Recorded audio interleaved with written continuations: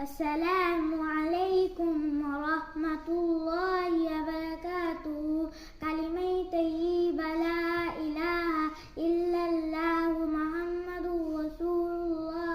كلمة شهادة أشهد أن لا إله إلا الله وأشهد أن محمدا عبده ورسوله. كلمة توحيد لا إله إلا أنت واحد لا ثاني لك محمد رسول الله إمام المتقين رسول رب العالمين. كلمة تمجيد سبحان الله والحمد لله ولا إله إلا الله والله أكبر ولا حول ولا قوة إلا بالله العلي العظيم.